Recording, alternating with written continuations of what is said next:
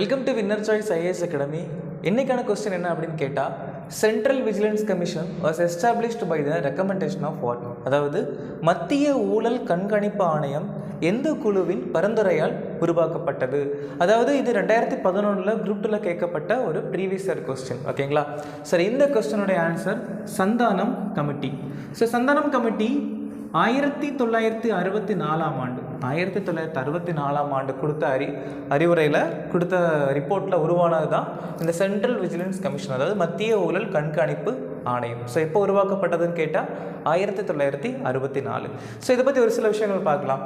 இந்த மத்திய ஊழல் கண்காணிப்பு ஆணையம் எந்த அமைச்சகத்துக்கு கீழே செயல்படுது அப்படின்னு கேட்டால் MHA, ministry of home affairs, உள்துறை அமைச்சகத்துக்கு கீழே தான் இந்த ஆணையம் செயல்படுது. இந்த ஆணையத்தில் ஒரு தலைவர், 2 உறுப்பினர்கள் இருப்பாங்க. ஒரு தலைவரும், அதாவது ஒரு முதன்மை ஆணையரும், 2 ஆணையர்களும் இருப்பாங்க. இந்த ஆணையர் இருக்கார் இல்லையா, அவருடைய பதவிக்காலம் 4 வருடம், அதாவது 4 years. ஸோ இந்த ஆணையர் அவருடைய அறிக்கையை யார்கிட்ட சப்மிட் பண்ணுவார், யார்கிட்ட சமர்ப்பணம் பண்ணுவார்னு கேட்டால் பிரசிடெண்ட், நம்ம இந்திய ஜனாதிபதி கிட்ட தான் இவர் அவருடைய ரிப்போர்ட்டை சமர்ப்பார், அதாவது சப்மிட் பண்ணுவார். எந்தெந்த விஷயம்னாலும் அங்கே தான் சப்மிட் பண்ணுவாங்க. ஸோ அதை தாண்டி என்ன விஷயம் இந்த மத்திய ஊழல் கண்காணிப்பு ஆணையம் பண்ணுவாங்க அப்படின்னு கேட்டால், இந்தியாவில் நடக்கிற எல்லா ஊழலையும் இவங்களோட கண்ட்ரோலில் தான் வரும். ஓகேங்களா?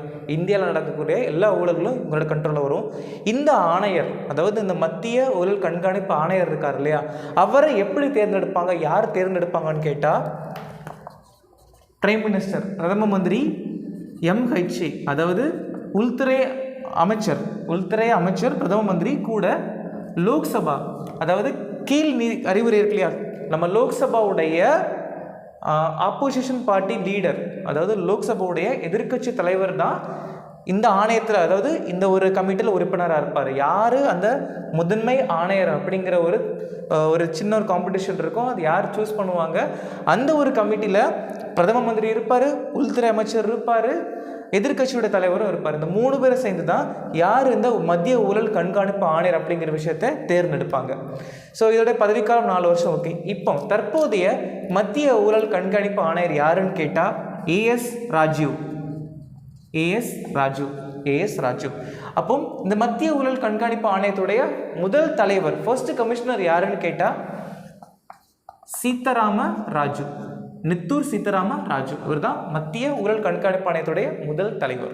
இப்போ கோத்தாரி குழு 1964 உருவாச்சு. சர்க்கரியா குழு 1983 உருவாச்சு. ராஜு மன்னார் குழு 1969 உருவாச்சு. ஓகேங்களா? தேங்க்யூ.